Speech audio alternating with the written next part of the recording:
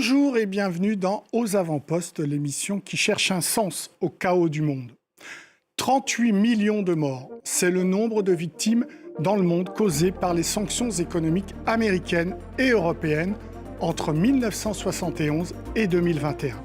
Une estimation publiée en 2023 par le Center for Economic Policy Research basé à Londres. Autrement dit, les sanctions économiques sont mortelles. L'Institut de Relations internationales et stratégiques, l'IRIS, basé à Paris, revient sur ce dramatique bilan dans sa revue publiée à l'automne 2025. Pour en parler, je reçois Julia Tomasso et Émilie Lafitau, deux des autrices de ce numéro intitulé « Vivre sous sanctions économiques, impact, contournement, réalignement ». Bonjour mesdames.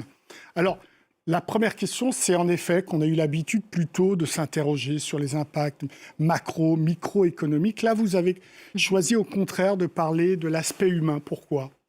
C'est vrai que quand on parle même des sanctions économiques, on se pose beaucoup la question de l'impact, de l'efficacité. Est-ce que ça marche ? Est-ce que ça fonctionne ?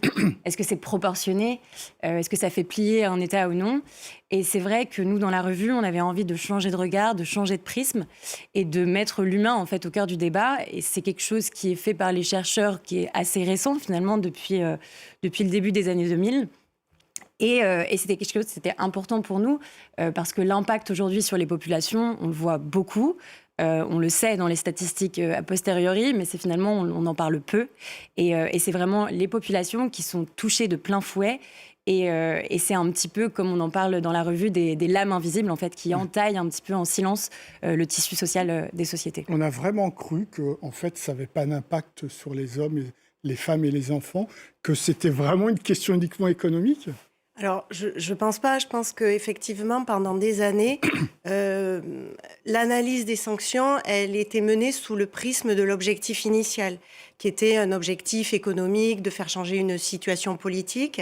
Mais avec le temps, on a vu, et notamment sur les terrains sur lesquels on a porté, l'analyse de la revue, donc l'Iran, les pays du Sahel, etc., on a vu qu'il y avait des impacts directs et indirects, et donc des impacts forts, c'est-à-dire des variables d'ajustement, qui sont les populations civiles. Et du coup, c'est pour ça qu'on a voulu effectivement faire ce prisme et faire un focus sur ces populations qui sont les plus impactées au final par des sanctions au départ qui sont des sanctions plus politiques ou économiques. Alors, ce chiffre, il est quand même incroyable. Moi, je l'ai découvert en lisant la revue quand même.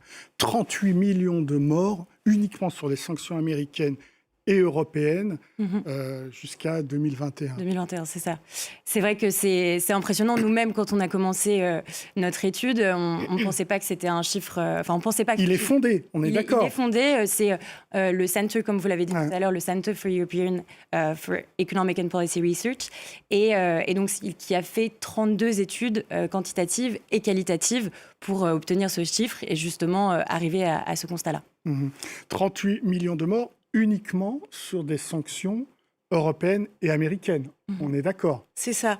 Et dans la revue, par exemple, de mon côté, je me suis un peu plus centrée sur les pays du Sahel. Et ce qu'on a pu voir et quantifier sur les pays du Sahel, c'est que certains types de sanctions, on y reviendra peut-être, ont eu un impact très fort en termes de sécurité alimentaire et que il y a une étude du PAM, c'est le Programme alimentaire mondial des Nations Unies, qui a quantifié ces effets au Niger. Et au Niger, l'insécurité alimentaire a très largement été exacerbée suite à des sanctions. Et donc les sanctions, oui, peuvent tuer des populations, notamment sur des questions, par exemple, de sécurité alimentaire. Cette étude, elle porte sur jusqu'à 2021 à partir de 71. 71, c'est ça. Et elle concernait des sanctions pour plus de 150 pays, je crois. Oui, c'est ça, les pays sanctionnés dans le monde. Ce qui est énorme. Oui, ce qui est énorme. Et ce qu'ils disent aussi d'ailleurs dans cette étude, c'est qu'aujourd'hui, un tiers de l'économie mondiale est produite par les pays sanctionnés. Donc on est passé au début des années 60 à environ 4% des pays dans le monde qui étaient sanctionnés. Aujourd'hui, on est à 30%. Donc, ça veut dire qu'un tiers de l'économie mondiale est produite par les pays sanctionnés. Je voudrais, si vous voulez, qu'on écoute un témoignage. Il date de février 2025. Il est pris à Cuba. Il concerne Barbara Valdez Suarez. Elle s'explique. Son mari gagne $8 par mois de retraite. Elle est obligée de se faire aider par sa fille qui vit au Texas, qui lui envoie de l'argent et de la nourriture. On l'écoute. Évidemment, ce que nous recevons de l'extérieur est essentiel, parce qu'entre sa retraite et ce que je gagne, ce n'est presque rien. Tout le monde a perdu du poids. Tous les Cubains ont perdu du poids. C'est difficile de trouver quelqu'un qui a grossi. Il y a si peu à manger. Donc là, on parle vraiment d'avoir faim, quoi. C'est clair, non ? Oui, c'est clair. Et je pense que pour rebondir directement, il y a deux choses importantes que dit cette dame. D'abord, l'impact, il est assez fort parce qu'il y a un impact au niveau des revenus. Disons que les sanctions, elles vont avoir un impact en termes économiques. Où, il y a des secteurs qui vont être ciblés, où les outils de production vont être mis à mal. Du coup, il va y avoir moins d'emplois, des revenus qui vont baisser et en même temps, un double choc où les populations elles vont subir également une inflation qui aura tendance à être beaucoup plus élevée. Et donc, leur niveau de vie, en général, et notamment au niveau des populations les plus vulnérables, va très largement baisser. Et elle dit une autre chose qui est intéressante, c'est de dire que la diaspora, généralement, fait effet de filet de sécurité et vient aider les populations. Mais du coup, tous ces coûts, ils sont quand même portés par les populations. Julia Thomasson, est-ce qu'on peut faire un point juste sur le terme de sanction ? Oui, bien sûr. On est d'accord que normalement, une sanction, c'est pris par l'ONU. Or là, dans une très grande majorité des cas, on l'a dit, c'est des sanctions américaines et européennes. C'est vrai que les sanctions, aujourd'hui, quand on regarde, c'est des outils de pression politique, finalement, qui sont soit unilatérales, donc prises par un État, c'est ce qui est le cas avec les États-Unis, par exemple, soit multilatérales. Et donc là, c'est plusieurs États qui vont se rejoindre et mettre des sanctions, justement, donc, comme l'Union européenne, par exemple. Mais c'est vraiment des outils de pression politique, en fait, qui sont sans les armes, finalement. C'est un peu cette arsenalisation de l'économie où on pense que c'est pacifique, justement, que ça ne tue pas. Mais en fait, ce qu'on dit dans la revue, c'est que c'est évidemment meurtrier. Et les sanctions économiques dont on parle en particulier dans la revue, elles peuvent prendre deux formes. Donc on a soit les sanctions qui sont plutôt de nature commerciale, et donc là ça va être des embargos par exemple sur des ressources comme le pétrole par exemple, soit des sanctions qui sont plus financières ou monétaires, par exemple le gel des avoirs comme on entend beaucoup parler avec la Russie aujourd'hui. Émile Lafitau, on est d'accord que la lecture, la bibliographie universitaire académique est très claire, ça ne fonctionne pas. De fait, les sanctions dans l'objectif de changer l'état d'esprit d'un pays. Alors, effectivement, si par exemple on prend le cas du Sahel, que j'ai étudié pour cette revue, l'objectif initial, c'était de faire évoluer une situation politique qui était un coup d'État militaire. Aujourd'hui, qu'est-ce qu'il en est ? Les militaires sont toujours au pouvoir. Sur trois pays, Burkina Faso, Mali et Niger. Niger et Mali. Ces pays se sont retirés de l'intégration régionale à laquelle ils appartenaient parce que cette intégration régionale a utilisé des leviers de l'intégration régionale pour sanctionner les pays la CEDEAO, partenaires. Par exemple. La CEDEAO, la Commission économique à laquelle appartenaient ces pays. Donc ces pays s'en sont retirés et les populations en ont subi le coup. Donc effectivement, on voit que ces sanctions, finalement, elles ont été plutôt contre-productives. L'exemple typique, c'est Cuba depuis plus de 60 ans et l'Iran depuis 89. Depuis 79, oui. 79, pardon, oui. Oui, exactement. Non, l'Iran est sous sanction depuis nombre d'années aujourd'hui. Et c'est vrai que là, la population aujourd'hui a un ras-le-bol, évidemment, de la situation économique. L'inflation est désastreuse. Et en fait, on peut regarder aussi, comparer un petit peu avec 2015, par exemple, quand il y a eu la signature de l'accord de Vienne sur le nucléaire. Oui. Et où justement les États-Unis... Dénoncé en 2018 par les Américains. Exactement, et où les États-Unis sont sortis de l'accord de Vienne. Et donc, en fait, si on constate un petit peu la situation économique entre le moment où les sanctions étaient un petit peu allégées, en 2015 et ensuite où les sanctions sont revenues en 2018 avec les États-Unis, on constate là aussi que la situation économique du pays a vraiment chuté. L'inflation était à moins de 10% en 2015 et elle a réaugmenté là, entre 30 et 50% aujourd'hui depuis 2018.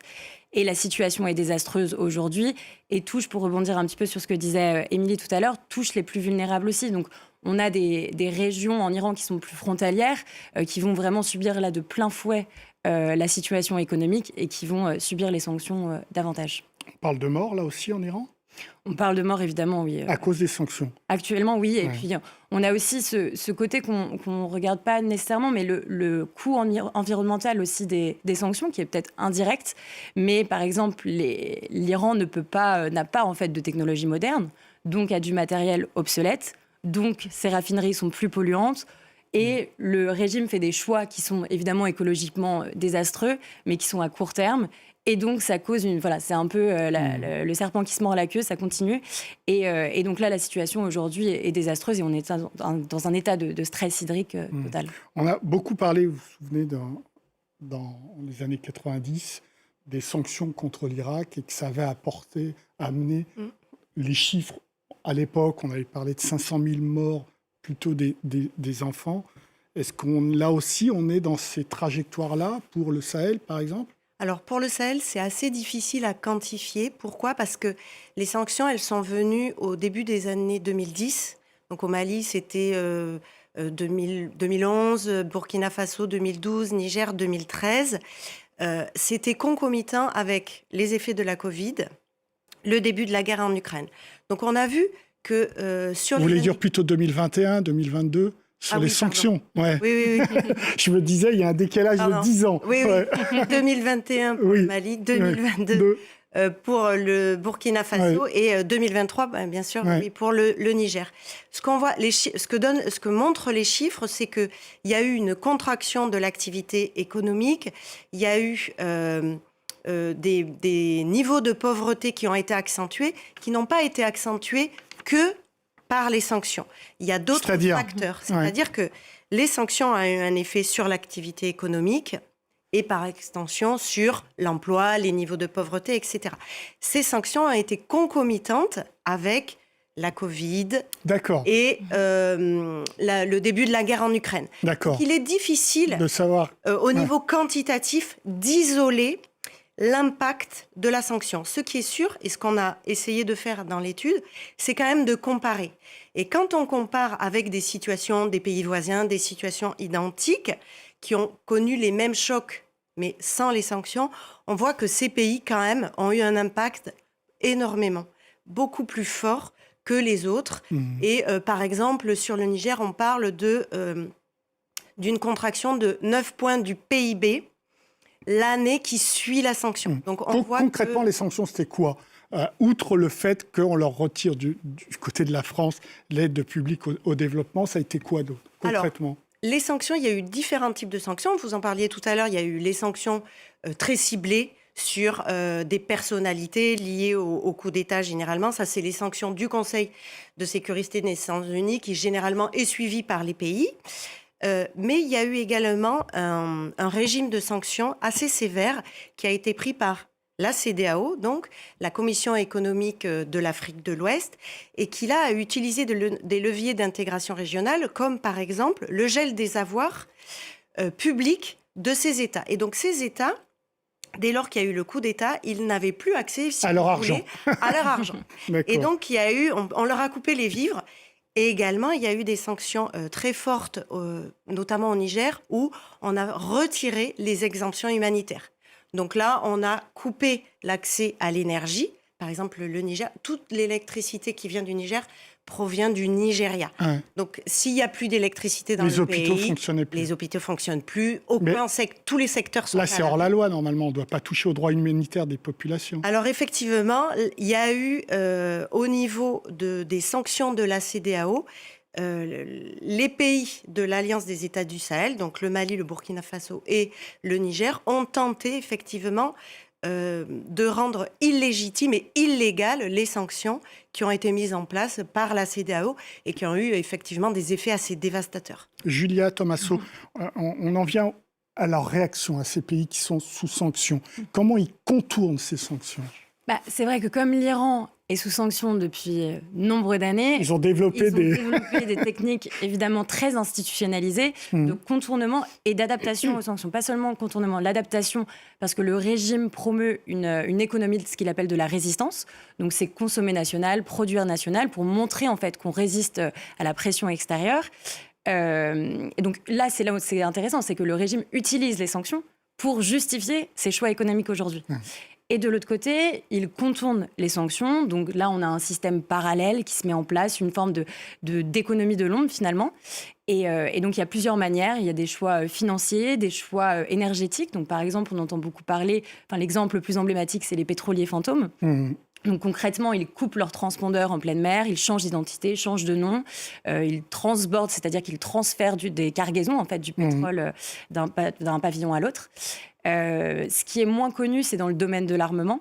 En fait, l'Iran achetait beaucoup d'armements, justement, importait beaucoup de la Chine dans les années 90 et a changé de logique avec les sanctions et donc a commencé à copier, à hybrider, à recycler, à changer en fait le matériel militaire chinois. Donc pour vous donner quelques exemples, aujourd'hui on parle beaucoup des drones sur le théâtre ukrainien, donc les drones iraniens, qui utilisent en fait des moteurs de mobylettes pour les drones, qui utilisent des moteurs chinois qui sont inspirés eux-mêmes de moteurs allemands. Donc c'est la débrouille. C'est la débrouille, c'est l'art de la débrouille poussé à son paroxysme. Comment ça s'est passé au Sahel? Pareil, c'est effectivement l'art de la débrouille. On est dans des zones où l'informel est déjà très structurant au niveau... Mais ils se sont organisés tous les trois quand même. Alors ils se sont organisés, effectivement. Donc l'informel et l'illicite, quand même, on l'a vu, c'est beaucoup développé, notamment dans les zones frontières, avec également des reports sur des axes et des corridors où on est allé plus vers la Mauritanie, l'Algérie, pour faire transiter des marchandises. Ces pays, comme vous l'avez dit, se sont organisés pour organiser une riposte, en fait. Et donc, ils ont donc créé l'Alliance des États du Sahel, ça c'est en 2023, et 2024, ensemble, ils décident de se retirer des instances de la CEDEAO. Et puis, sur les contournements, on a vu aussi que les pays qui n'avaient plus accès donc du coup à leur compte courant, si vous voulez, dès qu'ils ont pu le faire, ils ont rapatrié leurs avoirs publics. Et là, il semblerait, mais je dis bien il semblerait, que les avoirs publics, on a rétropédalé un peu au niveau de la transparence, ils sont détenus dans plusieurs banques nationales publiques, mais voilà, ils sont un peu Donc dispersés. Ça veut dire qu'il y a aussi de la corruption. C'est un peu la logique des sanctions, non ? Disons que les sanctions sont un levier qui favorise effectivement l'illicite, la débrouille, la corruption. C'est le cas aussi en Iran que vous avez beaucoup étudié. Oui, c'est le cas en Iran. C'est vrai qu'en fait, les pays apprennent à faire avec la situation qui leur est imposée. Donc ça paraît logique et donc ils s'adaptent, ils contournent, ils utilisent la corruption. Mais le problème, c'est que ça profite aussi plutôt aux élites et aux proches du pouvoir. Et donc là, on a vraiment un appareil étatique qui se renforce finalement au détriment de la population. Dernière question, ça va plus loin, parce qu'il y a une réflexion évidemment au sein des BRICS, entre la Russie, la Chine, l'Iran, etc., de dédollariser leurs échanges, donc de faire en sorte de ne pas tomber justement dans l'extraterritorialité du droit américain. Oui, c'est vrai, il y a beaucoup d'initiatives qui se mettent en place récemment. Autant aujourd'hui, c'est encore infime à l'échelle mondiale, mais c'est vrai que l'Iran utilise par exemple le yuan, qui est la monnaie chinoise par exemple. Comme il ne peut pas utiliser le dollar. Donc il y a ce mouvement de dédollarisation qui se met en place. Merci à toutes les deux. C'est l'heure de notre rubrique Dans le radar. Un ouvrage, une étude, une enquête qui nous a interpellés cette semaine. Aujourd'hui, un livre, celui d'Éric Percheron, expert des questions de sécurité financière et de blanchiment de capitaux, auteur de Les blanchisseurs, argent sale et col blanc, un ouvrage publié chez Max Milo. Bonjour Éric Percheron. Bonjour à vous et merci de me recevoir. Je précise également que vous êtes un chercheur associé à l'IRIS. Il était important aujourd'hui de publier un livre sur les méthodes et les techniques pour blanchir l'argent. Alors, je tiens à préciser que ce n'est pas un vade-mecum. Faut pas que les petites frappes s'imaginent qu'elles trouveront là la solution ultime à tous leurs problèmes de recyclage de cash. Non, ça me paraissait important, peut-être utile, je ne sais pas, mais en tout cas, j'avais envie de couper court à toutes les idées qui peuvent fleurir de manière un petit peu trop intellectuellement pure sur ce que peut être le blanchiment. Il y a beaucoup de théoriciens du blanchiment d'argent. il y a beaucoup de théoriciens de ce que pourrait être un paradis fiscal. J'ai toujours pas, au bout de 30 ans, compris ce qu'est un paradis fiscal, pour ma part. Donc, ce qui me semblait important, c'était de donner quelques clés de lecture, à la fois sur le phénomène en lui-même, mais surtout sur le fait que le blanchiment d'argent en tant que tel, ça n'est pas la panacée, c'est jamais qu'un objectif intermédiaire et que l'objectif final, c'est de combattre autant que faire se peut le crime sous-jacent. Et parmi ces crimes sous-jacents, j'étais extrêmement intéressé par les interventions que j'ai eu le plaisir d'entendre juste avant. Il y a le contournement des embargos est considéré comme un crime financier depuis quelques mois maintenant, donc entre strictement dans le cadre du blanchiment de capitaux, compte tenu de ses ramifications et compte tenu du fait qu'on ne contourne pas les embargos gratuitement, si on peut dire, tout comme on ne commet pas un crime financier s'il n'y a pas de profit financier derrière. Alors, je dois préciser, Éric Percheron, qu'en effet, vous êtes un praticien de la chasse au blanchiment, puisque vous avez chassé les blanchisseurs. Je crois que c'était plutôt dans la banque. Est-ce qu'aujourd'hui, quand même, avec les nouvelles technologies, avec les cryptos, avec les blockchains, etc., est-ce que ce n'est pas plus difficile aujourd'hui de les chasser ? Alors, j'avais l'habitude de dire il y a quelques années que faire de la lutte anti-blanchiment, c'était un petit peu comme être médecin sportif sur le Tour de France. C'est-à-dire que vous aviez, dans le meilleur des cas, un énorme décalage par rapport aux moyens déployés par l'équipe d'en face et que donc vous courriez tout le temps après. C'est une espèce de course à l'échalote, en fait. Pour ce qui est des cryptos, le problème est un petit peu différent. Alors déjà, je voudrais couper le cou à une idée un peu trop préconçue qui est que la crypto, c'est l'arme absolue contre la transparence, alors qu'en fait, le système des cryptos, justement, parce que comme vous l'évoquiez à l'instant, il est appuyé sur une blockchain, le système des cryptos est totalement transparent, contrairement à ce qu'on peut croire. À côté, il y a des outils qui peuvent servir à dévoyer l'esprit crypto. L'esprit crypto qui était profondément libertaire à son origine. C'était un mouvement libertarien qui considérait qu'on pouvait s'affranchir des banques centrales, enfin de tout un tas d'idées, je dirais intéressantes ou amusantes, ça dépend de la vision qu'on en a. Pour ma part, c'est plutôt amusante, mais quoi qu'il en soit, la blockchain assure une sécurité totale. La seule chose, c'est que, comme j'ai pour habitude de le dire, tous les gens qui utilisent les cryptos ne sont pas des escrocs, mais tous les escrocs utilisent les cryptos. Et c'est là que se situe le problème, avec des outils tels que Tornado Cash ou d'autres qui peuvent servir à anonymiser. Vous l'avez dit, hein, Éric Percheron, la justice court après les malfaiteurs. Est-ce que ça veut dire que le cadre juridique de la justice n'est pas adapté, n'est pas suffisamment adapté, ou au contraire, tous les cadres sont présents et on a tout ce qu'il faut pour lutter contre le blanchiment? Quel est votre avis? Je pense humblement qu'on a petit à petit à peu près tout ce dont on a besoin, à la réserve près qu'il faut derrière avoir les moyens de le mettre en œuvre, bien entendu, mais notamment la loi destinée à lutter contre le narcotrafic va avoir d'autres usages que le narcotrafic. La mise en œuvre d'un parquet financier dédié va aussi avoir un effet extrêmement puissant. Et globalement, tout ce qui va dans le sens de la manipulation de données en grande quantité, ce qu'on appelle le big data, et derrière cette espèce de tarte à la crème qui est l'intelligence artificielle qu'on met à peu près à toutes les sauces, peuvent avoir un rôle extrêmement important et vont aider, non pas à trouver la sécurité absolue, ça n'existe pas, mais à réduire le délai d'adaptation des pouvoirs de police et de justice à la réalité économique. Mais quoi qu'il en soit, on aura logiquement toujours un temps de retard. Les blanchisseurs s'organisent, déjà travaillent à une échelle mondiale, ce qui n'est pas forcément le cas de toutes les forces de police ou de justice. Donc, ils ont un avantage comparatif assez important et tout l'objectif est effectivement de le réduire Dernière question, au minimum. Dernière question, Éric Percheron, une réponse assez rapide. Est-ce que ce monde qui se démondialise, est-ce qu'il est favorable aux blanchisseurs à partir du moment où les États ne s'entendent plus? Dès lors qu'on crée des ruptures entre les États, on crée des ruptures de communication entre les États. Et là, bien évidemment, il y aura toujours quelqu'un pour profiter de la solution de continuité, de la rupture qu'il peut y avoir dans les circuits de communication, dans les circuits de coopération. Et au final, les principaux profiteurs d'une déstabilisation qu'on voit se profiler seront à un moment ou à un autre les criminels.